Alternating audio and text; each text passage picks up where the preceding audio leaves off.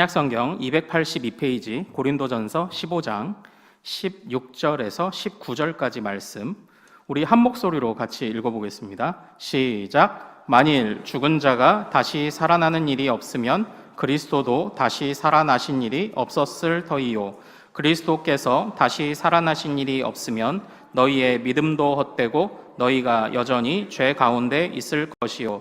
또한 그리스도 안에서 잠자는 자도 망하였으리니 만일 그리스도 안에서 우리가 바라는 것이 다만 이 세상의 삶뿐이면 모든 사람 가운데 우리가 더욱 불쌍한 자이리라. 아멘. 아멘. 자, 우리가 함께 읽은 이 말씀 통해서요, 우리의 믿음은 헛되지 않다라는 제목으로 은혜를 같이 나누도록 하겠습니다. 사랑하는 여러분, 지금 이 시간에는 우리 중고등부 1부 때 예배를 드린 중고등부를 제외한 우리 모든 다음 세대 자녀들과 지금 함께 같이 또 예배를 드리고 있습니다. 그리고 또 새 가족도 계시는 것 같고요. 또 오랜만에 또 방문한 우리 가족들도 계신 것 같습니다. 자, 우리 모두를 또 축복하며 우선 좌우에 계신 분들하고 이렇게 한번 인사 나눠볼까요? 하나님의 생명이 넘치시기를 소망합니다. 넘치시기를 소망합니다. 네. 자, 감사합니다. 자, 사랑하는 여러분, 여러분들 혹시 부활절 하면 어떤 추억들이 있으십니까? 자, 그리고 온 세대 예배가 되면 제가 꼭 해보고 싶은 거 또 있어요. 자, 어디 얼마나 큰 목소리로 대답하는지 볼게요. 자, 유치부 친구들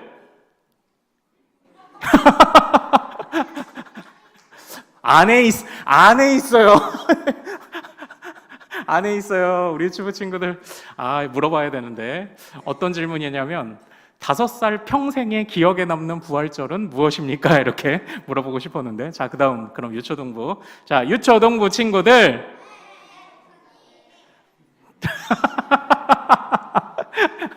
그래, 우리 유초등부 축복합니다. 자, 우리 유초등부 8살, 9살 평생의 기억에 남는 부활절 어떤 기억이 있어요? 없어요. 몰라요. 진아 뭐 있어요? 달걀. 그렇지. 자, 우리 여러분들은 또 어떤 기억들이 이제 있으십니까? 뭐 항상 그렇지만 이제 달걀을 이렇게 꾸며서 나눠주는 게 이제 우리 하나의 이렇게 문화처럼 되었잖아요. 예전에 이제 청소년 때는 워낙 좀 예민할 때라 누가 나한테 달걀 안 주면 내가 인기가 없나, 존재감이 없나, 그래서 막 고민하죠. 그러다가 또 누가 이렇게 싹 주면 제가 나 좋아하나? 이제 이렇게도 생각하고, 그 계란을 모아가면 엄마가 어떻게 하시죠? 모아서 계란 장조림을 만들어 주시거나, 구운 계란으로는 계란 장조림 안 돼요. 해도 맛없어요. 자, 그리거나 아니면 떡볶이집에 가져가서 떡볶이 먹거나, 이제 이렇게 했던 기억이 납니다. 그런데, 한 가지 저는 계속 고민하는 게 있습니다. 그 외국에는 뭐 해피 이스터 이렇게 하면서 뭐 부활절 토끼가 뭐 부활절 달걀을 이렇게 갖다 놓는데 그걸 보물찾기 하듯이 찾아보자 뭐 이런 걸 하는데 그 성경이랑 전혀 상관없습니다. 부활절 토끼 그런 것들 전혀 상관없는데 그런 것들이 마치 성경이 말하는 부활절 문화인 것처럼 들어오는, 이게 저는 좀 안타까워요. 계란이라는 것은 사실 유래는 정확하지 않지만 어떤 어려운 사람들에게 자비를 베푼 어떤 그것을 유래해서 우리가 이런 것들을 같이 나누고 있는 것인데, 사실은 고민은 부활절 문화가 뭐가 있을까? 부활절 문화가. 그러니까 사실은 성탄절도 우리가 되게 성대하게 지내는데 부활절 문화가 뭐가 있을까? 그게 항상 저의 고민이었던 거예요. 고난주간 보내고 부활절 딱 하면 그냥 끝나잖아요. 그러니까 그나마 지금 제가 하고 있는 것은 그래도 말씀 사경회로 부활의 의미, 부활 이후의 삶을, 부활절 이후의 삶을 우리가 보자, 이것을 계속 보지만 여러분들도 좀 함께 좀 고민해 주시면 좋을 것 같습니다. 부활절을 우리가 잘 기념한다는 게 뭘까? 우리가 계속 이런 숙제들을 좀 가지고 가면 좋을 것 같습니다.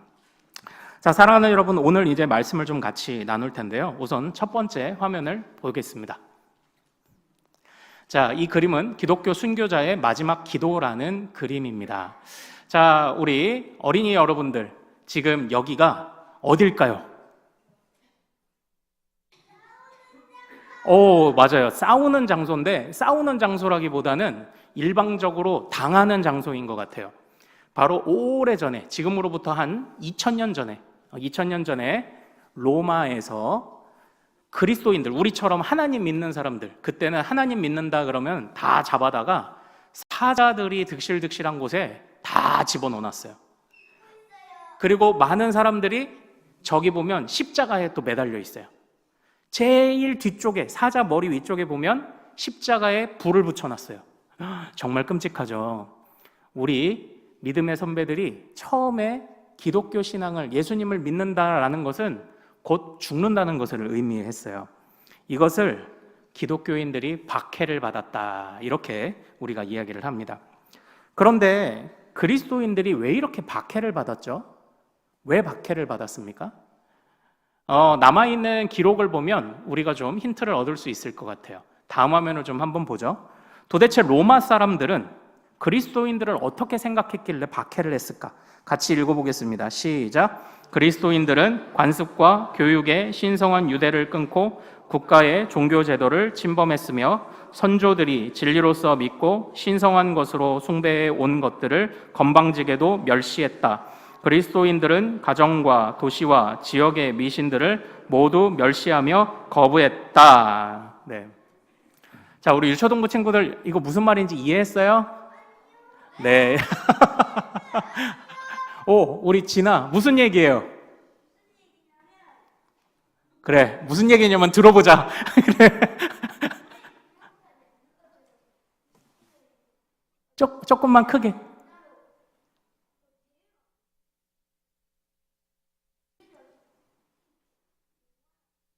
여러 가지 뭐 문화도 나왔고 뭐 되어가는 것도 나왔고. 오케이 용감해서 좋았어요. 한마디로 얘기하면은 이게 뭐냐면 지금 로마는 전 세계를 정복한 아주 그냥 최강의 나라예요.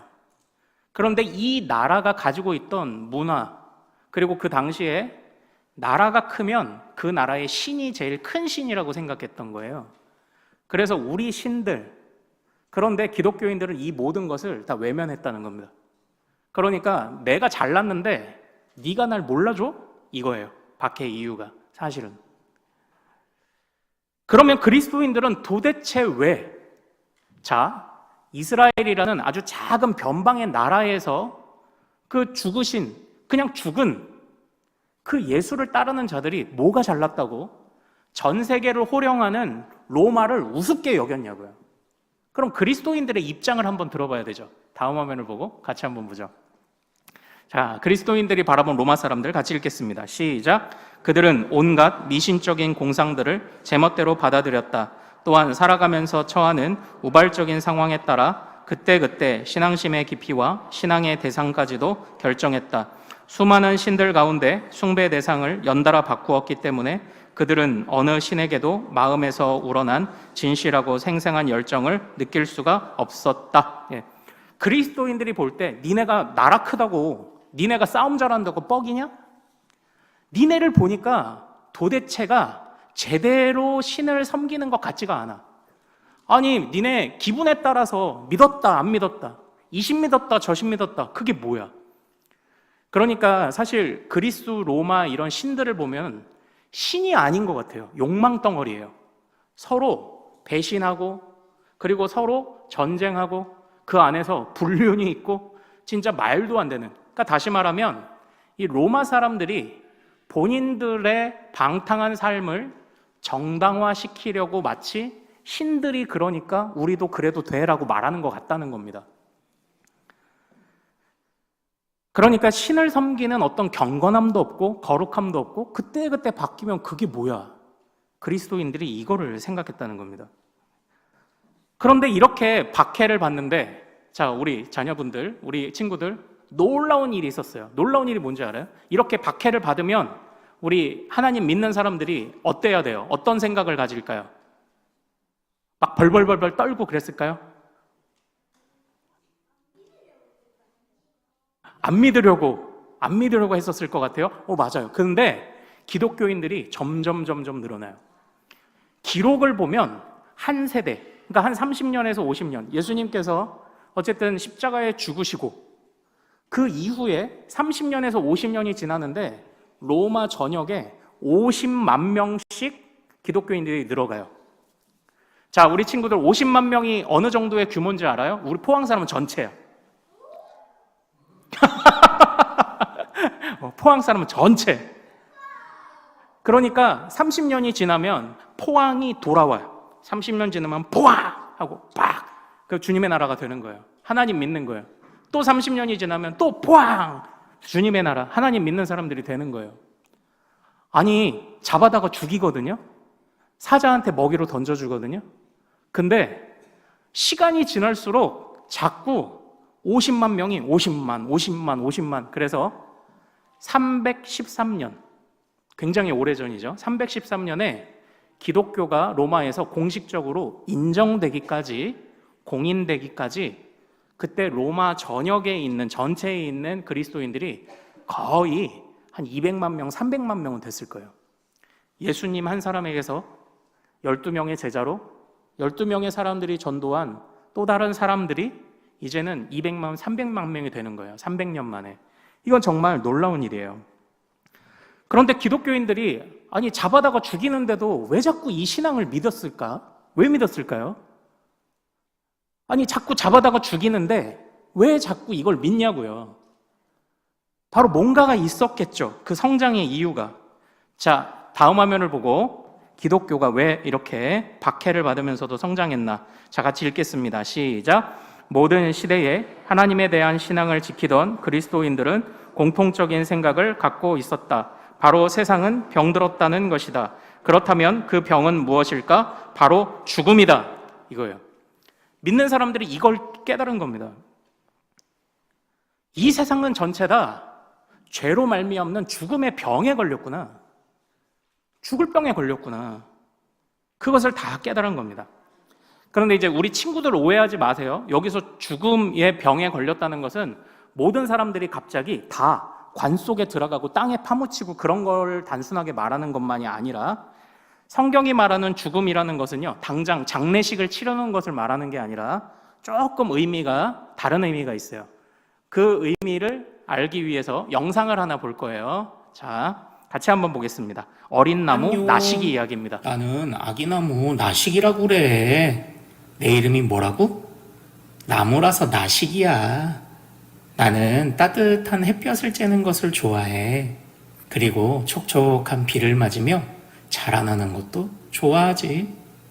매일매일 노래를 부르고 동물 친구들이 찾아와 나를 간지럽힐 때면 나는 항상 행복한 시간을 보내곤 했단다.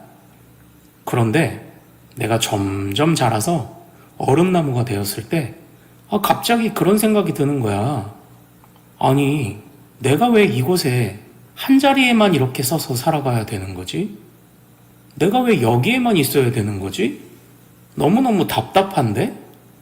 그때 어떤 사람들이 찾아와서 나를 다른 곳으로 데려갔어.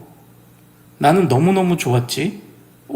이제 드디어 한 자리에 머물렀던 답답한 곳을 벗어나서 더 좋은 데로 가나 보다.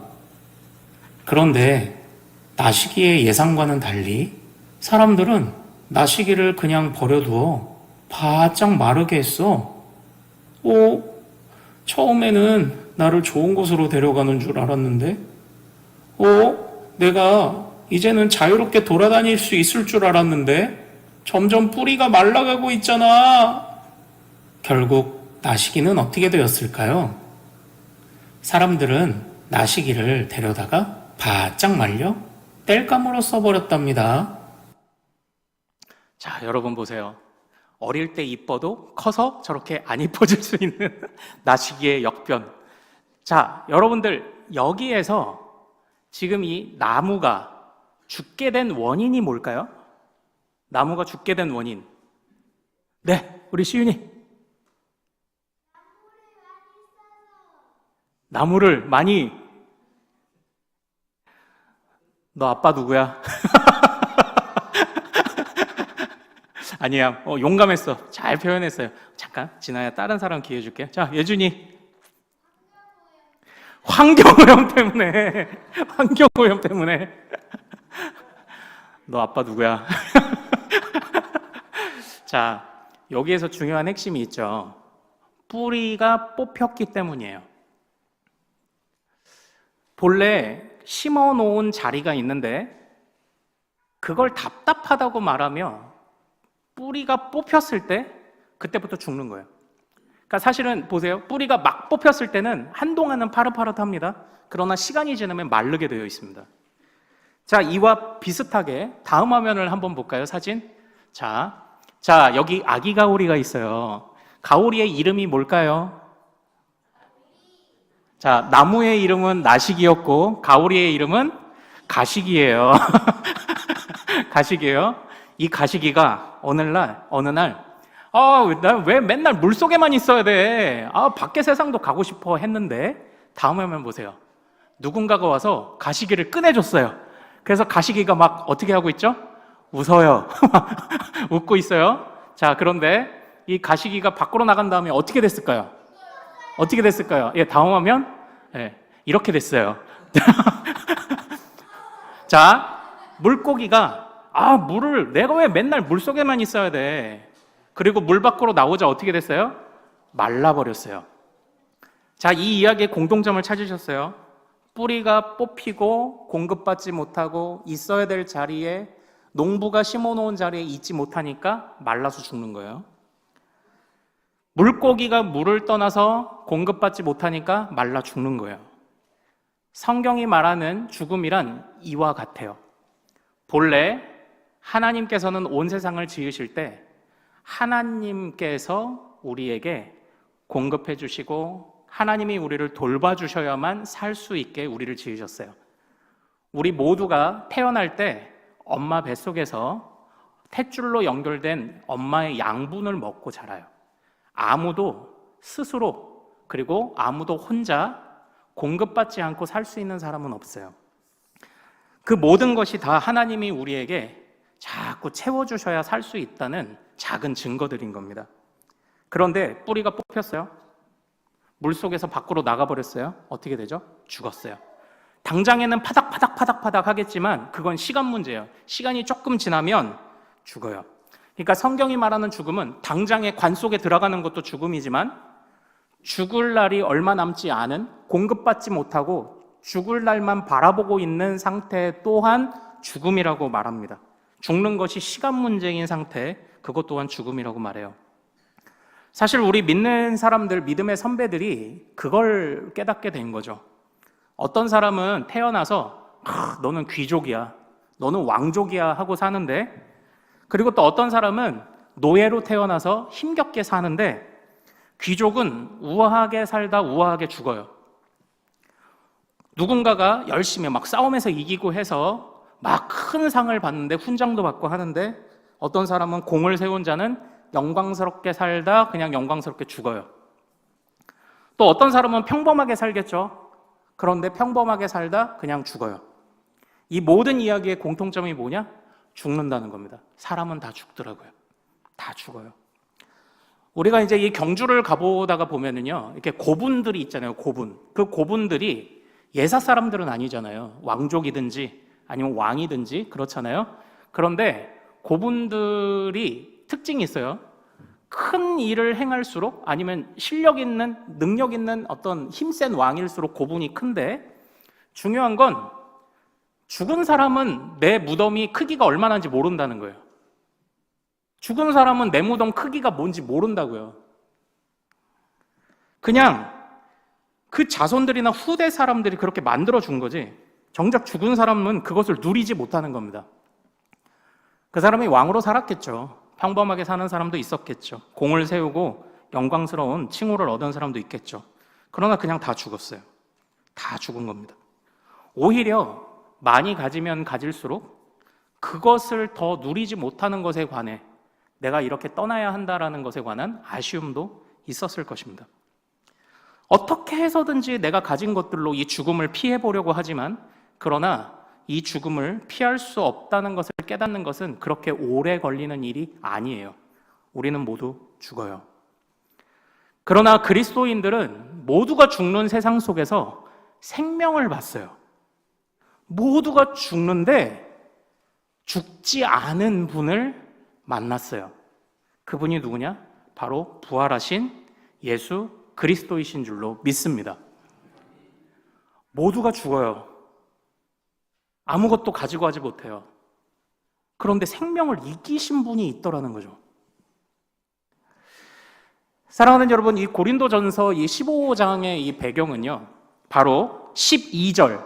자, 12절을 한번 가서 읽어보죠. 이 말씀의 배경이 좀 등장합니다. 고린도전서 15장 12절. 12절을 같이 한번 읽어볼게요. 자, 시작. 그리스도께서 죽은 자 가운데서 다시 살아나셨다 전파되었거늘 너희 중에서 어떤 사람들은 어찌하여 죽은 자 가운데서 부활이 없다 하느냐. 예수님의 부활에 관해서 의심하는 자들이 나타나기 시작했습니다. 거짓 교사가 나타나기 시작했고, 또 어떤 이단들은 부활한 것처럼, 안 죽었는데 그냥 부활한 것처럼 다시 소생했다 이렇게 말하는 사람도 있고, 그러니까 예수님의 죽음도 부활도 의심하는 사람이 너무너무 많았습니다. 그리고 그런 사람들의 말이 그렇지 야야, 내가 인생을 살다 보니까 사람이 죽으면 끝인데, 야, 내가 처음에는 깜빡하고 넘어갔는데, 부활하셨다는 얘기를 듣고 넘어갔는데 생각해보니까 그럴 일이 없지 않겠나? 생각하며 성도들도 거기를 넘어가고 있는 겁니다. 그러니까 이런 상황들을 놓고 보면서 사도 바울이 정말 가슴을 치며 이 15장의 말씀을 하고 있는 겁니다. 이 사도 바울이 고백하는 바, 안타까워하며 우리에게 가르치는 바가 뭐예요? 자, 우리 16절, 17절을 같이 한번 읽어보겠습니다. 16절, 17절 같이 읽습니다. 자, 시작. 만일 죽은 자가 다시 살아나는 일이 없으면 그리스도도 다시 살아나신 일이 없었을 터이요. 그리스도께서 다시 살아나신 일이 없으면 너희의 믿음도 헛되고 너희가 여전히 죄 가운데 있을 것이요. 아멘, 아멘. 사도 바울 선생님이 이렇게 말합니다. 주님이 부활하시는 일이 없다고? 주님이 부활하지 않으셨다면 어떤 일이 벌어지는 줄 알아? 17절에 너희의 믿음이 헛것이다. 여기서 말하는 믿음은 뭘까요? 믿음은 너희의 믿음, 무엇에 관한 믿음이죠?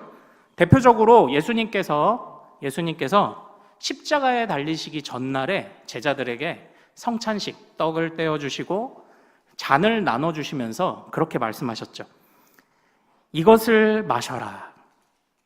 이것은 너희에게 죄 사함을, 너희의 죄를 용서하기 위하여 흘리는 나의 피다. 이렇게 말씀하신 거예요. 그러니까 지금 예수님의 죽으셨다가 살아나신 것은 단지 그냥 예수님이 살았대 그 정도가 아니라 예수님이 전하셨고 약속하신 모든 말씀의 보증 수표, 다시 말하면 확실한 증거가 이 부활이라는 의미를 우리에게 말하고 있는 겁니다. 부활은 그냥 예수님 사셨대. 그런데 그게 뭐? 예수님이라는 한 사람이 죽었는데 그냥 한 사람 죽은 거 아니야? 예수님이 우리 모두의 죄를 다 용서하시고 대신 값을 치르신대. 말도 안 되는 소리 하지 마. 한 사람이 죽었는데 어떻게 모두가 구원을 받냐? 그러는 속에 주님이 정말 인간의 힘으로 할 수 없는 부활을 통해서 주님이 죽음을 이기셨어. 죽음을 이기신 주님의 모든 말씀과 약속이 진짜였나 봐를 믿게 하셨다는 거예요. 믿게 하셨다는 겁니다. 그러므로 우리의 믿음이, 주님이 부활하지 않으셨으면 너희의 믿음이 헛거다. 그러니까 너희가 여전히 죄 가운데 있지. 니네가 주님의 부활은 믿지 않으면서 하나님의 백성이라고 하느냐? 말도 안 되는 소리 하지 마라. 사도 바울이 지금 그 이야기를 하고 있는 것 아닙니까? 그러니까 이 그리스도인들을, 사도 바울을 비롯한 그리스도인들이 볼 때요, 이게 이 그리스도인들을 박해하고 믿지 않는 당시 사람들도요, 사실은 자기가 죽는다는 것을 모르는 사람은 없어요. 죽는다는 것을 다 알고 있습니다. 그러나 그냥 인정하지 않는 거예요. 오늘날 우리가 살아가는 이 시대 속에서도 복음을 받아들이지 않는 사람들을 보면은요, 그러니까 이제 전도 폭발 훈련이라는 훈련을 받으면 복음을 전할 때 첫 마디가 뭐냐? 선생님이 만약 오늘 밤 하나님께 부름을 받는다면, 그러니까 오늘 밤 죽으면 천국에 들어갈 자신이 있으십니까? 이렇게 물어보거든요. 그럼 두 가지 반응이 나와요. 처음에는 감사하게도 고민하기 시작합니다. 그러게요. 한 번도 생각 안 해봤는데 말씀하시니까 고민이 되네요. 이러면 대화가 되거든요. 근데 또 한 부류는 어떻게 반응하는지 아십니까? 화내요. 나보고 당장 죽으라는 거야? 그 말 속에 뭐가 있어요? 자기가 죽는다는 건 아는데 당장 죽긴 싫은 거예요. 그러나 모두는 죽어요. 저는 고난주간을 보내면서 한 신학자가 적은 고난에 관한 묵상집을 좀 읽고 있었는데요. 그 신학자가 이런 글을 썼습니다. 제가 인용해서 한번 읽어봐 드릴게요. 우리는 죽음을 알고 있다. 그리고 그 죽음이 보내는 신호를 알고 있다. 그러나 그 신호를 애써 외면하려 한다. 흰머리가 난다. 어느덧 돋보기를 쓰게 되었다. 어느 날 주름은 패이고 건강은 점점 약해져 간다. 죽음은 우리에게 신호를 보내고 있지만 우리는 흰머리를 염색한다. 돋보기 안경을 쓰는 대신, 그러니까 돋보기 안경 이렇게 두꺼운 거 쓰면 나이 들어 보이니까 콘택트 렌즈를 끼거나 수술을 받는다. 우리의 일생의 목표는 달리기, 조깅의 거리를 늘리는 것이다. 우리는 죽음의 존재를 무시하거나 떨쳐버리기 위해 병든 자를, 연약한 자를 병원으로 격리시킨다. 이런 글을 썼습니다. 그러니까 오늘날 뭐 안경 쓰지 마세요, 운동하지 마세요, 그런 얘기가 아니에요. 그것들 안에서 우리가 일평생 건강관리 잘하고 해야 되지만 점점 자신의 건강과 인생을, 자신의 연수를 그렇게 막 자신할 수 있는 사람은 없어요. 어느 순간 다 주름이 생기고요. 어느 순간 우리는 점점 죽음을 향해 가는 것입니다. 시간 문제라는 겁니다. 그러나 죽는 것이 시간 문제인 세상 속에서 그리스도께서 부활하심을 통하여 그리스도인들은 죽음을 뛰어넘는 소망을 보게 되었습니다. 박해 속에 자신의 목숨을 바친다는 것은 목숨보다 더 가치 있는 것을 발견했을 때 바로 그 일을 할 수 있어요. 그 목숨보다, 죽음보다 더 가치 있는 것이 무엇이냐? 주님이 부활하셨다는 사실입니다. 그래서 주님의 부활을 의지하는 자들은요, 이 세상에만 눈을 두고 살아갈 수 없는 거예요. 이 세상에만 눈을 머물러 두고 살아갈 수 없는 겁니다. 자, 그래서 우리 19절 한번 같이 읽어보죠. 19절 같이 읽습니다. 자, 같이 읽습니다. 시작. 만일 그리스도 안에서 우리가 바라는 것이 다만 이 세상의 삶뿐이면 모든 사람 가운데 우리가 더욱 불쌍한 자이리라. 아멘. 그러니까 주님의 부활을 경험한 자는 우리가 이 세상에서 그냥 길게는 한 100년, 뭐 옛날엔 수명이 더 적었지만 100년 살면 끝나는 게 아니구나. 이거를 지금 깨닫기 시작했다는 겁니다. 그냥 이 세상의 삶이 전부가 아니구나. 이거를 깨닫기 시작을 했다는 겁니다. 그래서 20절도 우리 같이 읽어보죠. 20절 같이 읽습니다. 시작. 그러나 이제 그리스도께서 죽은 자 가운데서 다시 살아나사 잠자는 자들의 첫 열매가 되셨도다. 아멘. 여기서 이 첫 열매가 뭐냐면 이 부분을 해설하는 이제 어떤 한 그 신학자가 이렇게 말합니다. 이것은 약속 어음을 받은 것과 같다, 이렇게 얘기해요. 약속 어음, 우리 친구들, 우리 자녀분들은 잘 모르죠. 약속 어음은 그러니까 언제 내가 이만큼의 돈을 너희에게 준다는, 말하자면 약속 증표예요. 약속의 증표. 그런데 이제 우리 부모님들은 예전에 이 약속 어음을 받고 그 회사가 부도나고 망해버려서 못 받는 일도 있었지만 주님은 절대로 그 약속을 어기지 않으시는, 그러니까 주님이 우리에게 첫 열매가 되셔서 와, 진짜 주님이 부활하신 것을 보니 주님이 나에게 주신다고 생명을 약속하신 것도 이루어지겠구나. 주님이 첫 열매가 되셔서 나에게 보증수표를 주셨구나. 나도 생명이 있구나. 이 세상이 전부가 아니구나를 깨닫게 되었다는 겁니다. 그래서 우리 믿는 사람들은 죽음에 관해서 새로운 관점을 가지기 시작하는 겁니다. 어떤 관점이냐면요, 쉽게 표현하면 이래요. 같이 한번 따라해 볼까요? 당신은 죽어요. 그런데 안 죽어요. 딱 이거예요. 이 세상에서 우리도 똑같이 관 속에 들어가는 날이 언젠가는 오는데 그런데 안 죽어요. 당신은 죽어요? 그런데 안 죽어요. 이게 딱 우리 믿는 자들이 가진 죽음에 관해서도 새롭게 받아들이기 시작한 겁니다. 이 세상의 죽음은 아무것도 아니구나. 오히려 나에게 생명을 주시는 나에게 내가 어디에 뿌리를 내려야 될지를 깨달은 거죠. 하나님께 뿌리를 내려야지. 그분이 보내신 예수께 뿌리를 내려야지. 지금 그걸 깨닫게 되었다는 겁니다.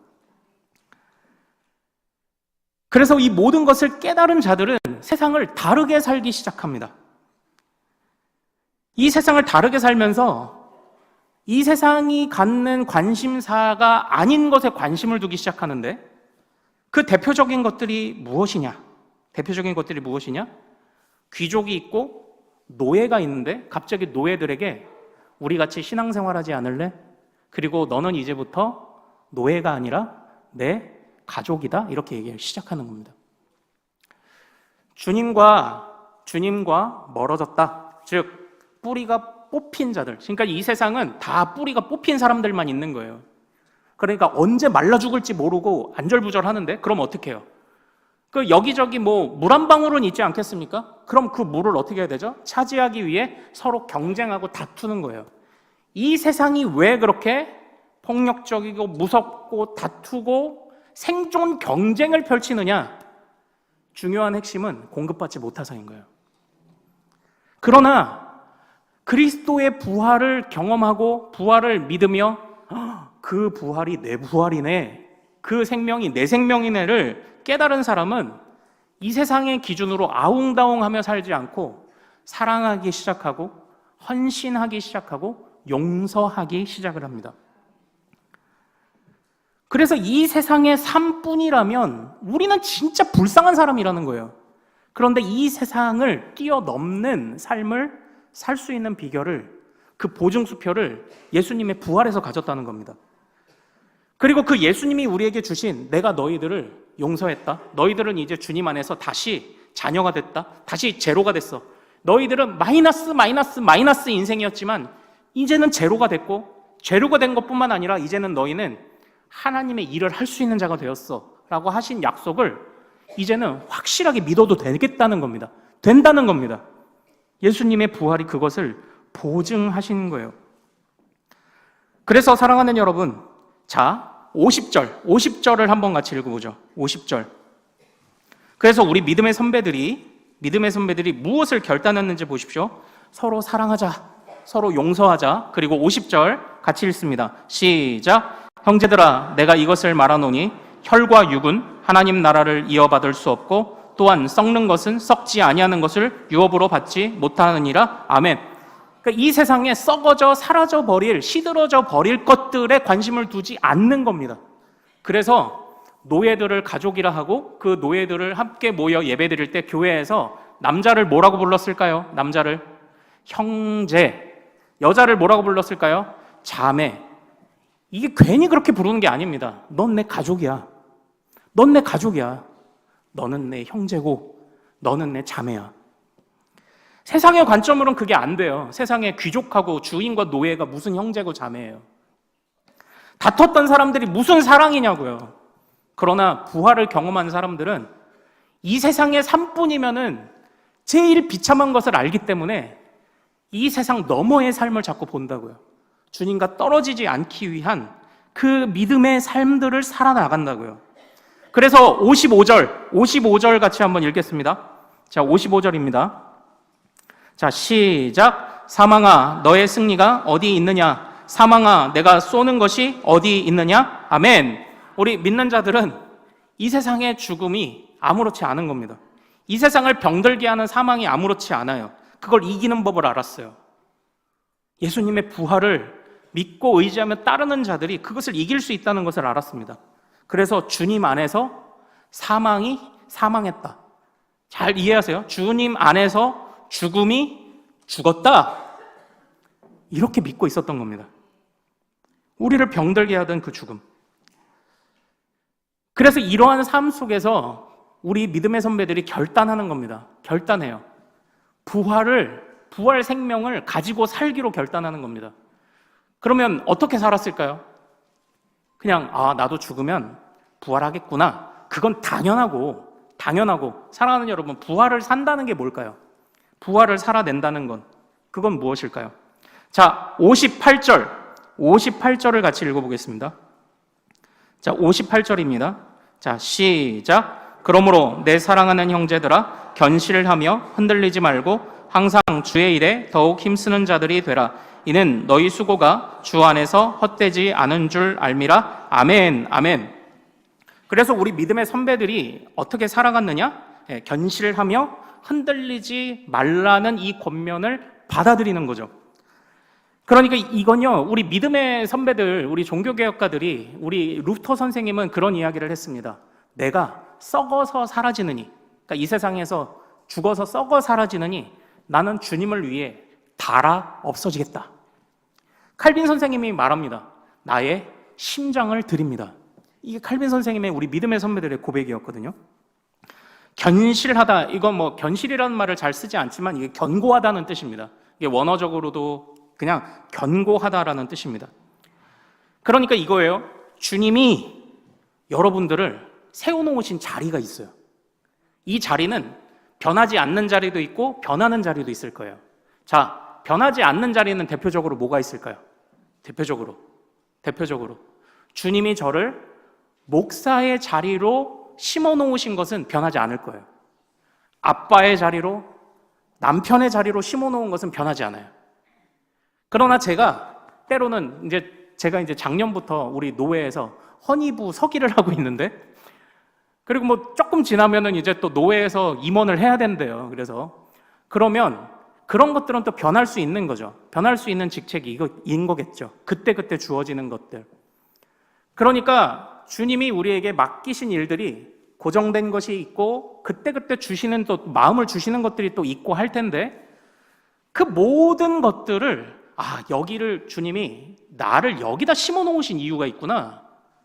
주님이 여기서 내가 성실하게 뿌리 내려서 여기서 감당하라고 하시는 것이 있구나를 생각하며 흔들리지 않고 주님이 맡기신 삶의 자리들을 충실하게 살아가는 겁니다.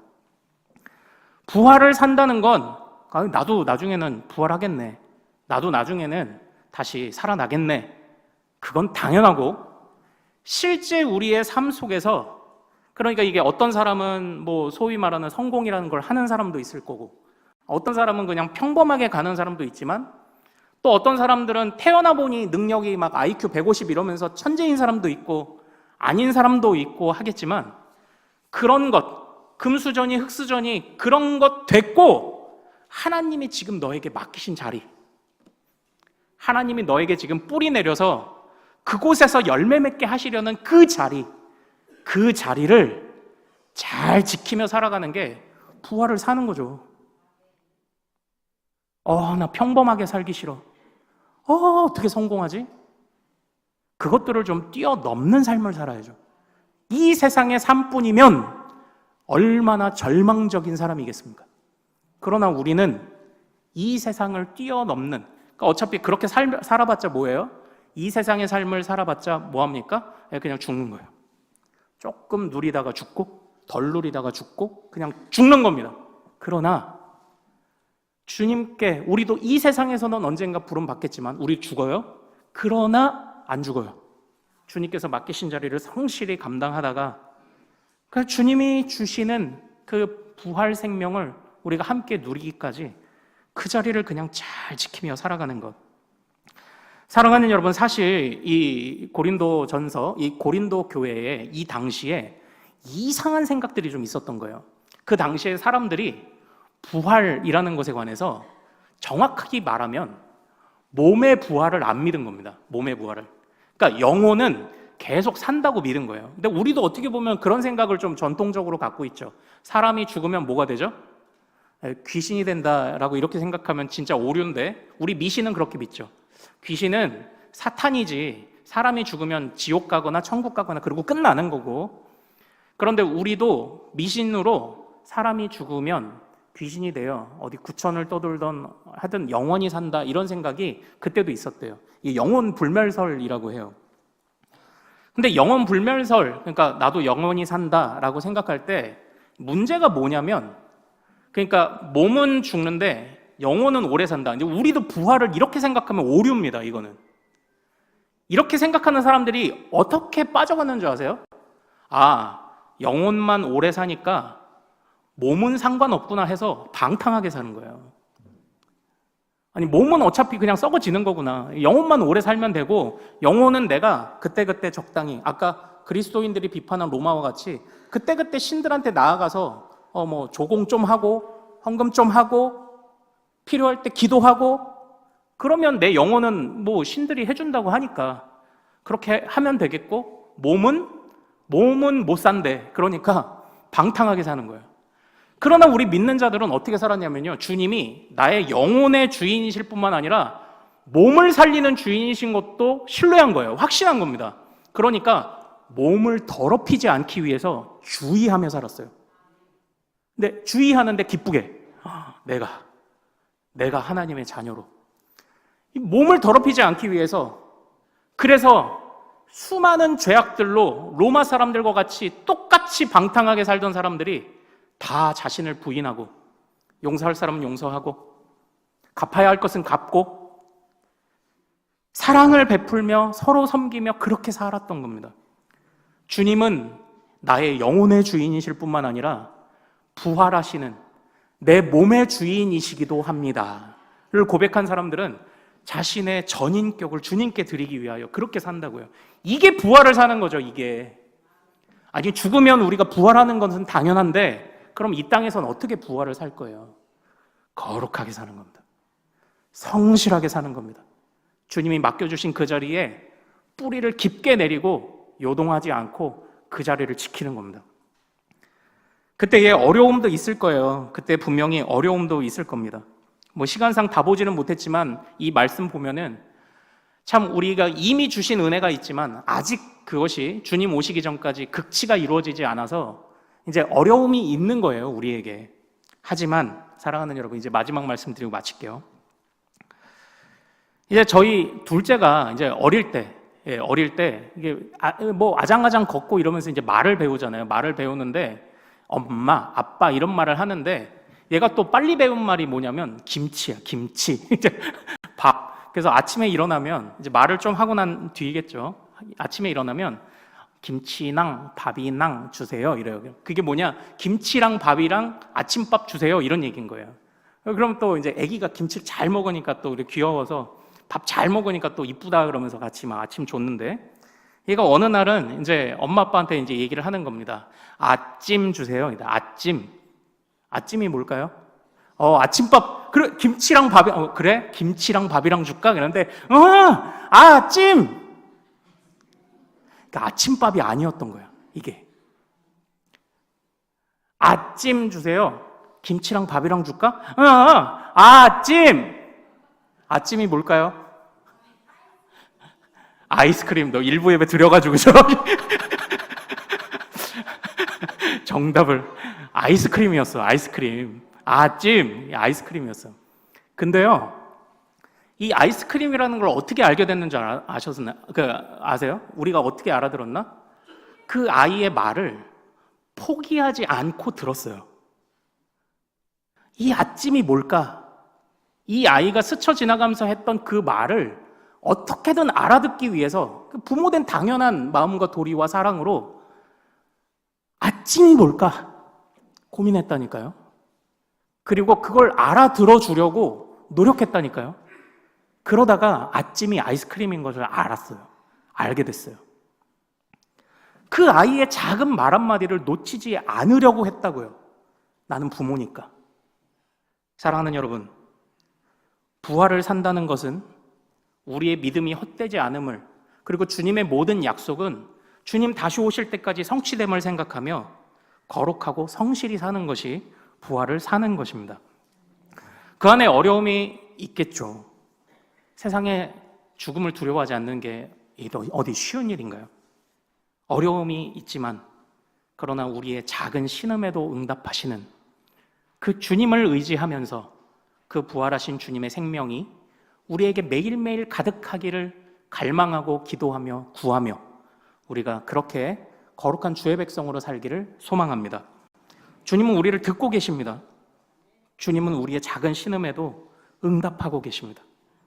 그 주님을, 부활의 주님을 의지하며 정말 멋있게 부활을 살아내는 우리 큰숲의 모든 가족들 되시기를 소망합니다.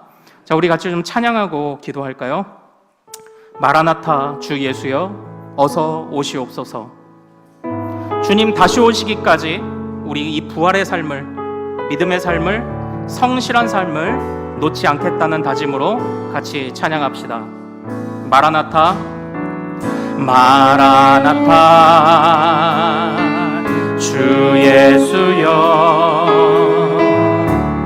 어서 오시옵소서. 땅의 모든 끝 모든 족속 주를 찬송하게 하소서. 마라나타 주 예수여 마라나타 주 예수여 어서 오시옵소서. 모든 열방이 주께 돌아와 춤추며 경배하게 하소서.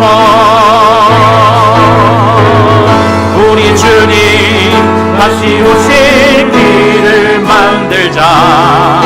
십자가를 들고 땅끝까지 우린 가리라.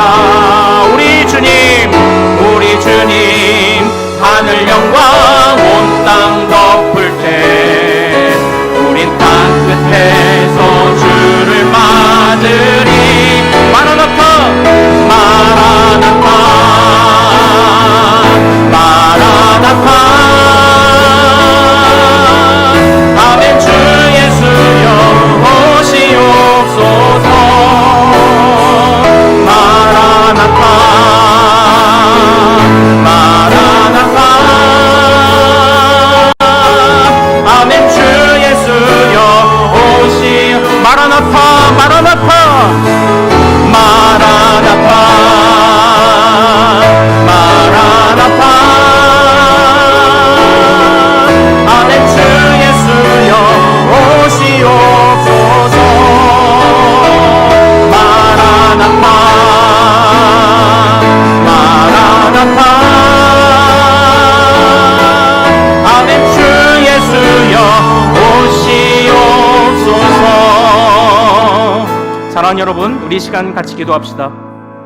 이 땅에 처음 오신 주님께서 십자가를 지고 그러나 죽으신 이후에 죽음으로 끝나지 않고 부활하신 것처럼 주님의 약속은 다시 오신다고 하신 그 모든 약속까지 다 이루어지는 줄로 믿습니다. 그러므로 우리 준비합시다. 우리 항상 주님의 길을 따라갑시다. 예비합시다. 졸지 맙시다. 깨어 있읍시다. 항상 거룩하고 성실하게 우리의 자리를 지킵시다. 죽음을 이기는 생명력을 경험한 자로 세상을 벗하지 않고 살아갑시다. 항상 주님을 기대하며 우리 주여 이름 크게 한번 부르고 같이 이 결단으로 기도합니다. 주여!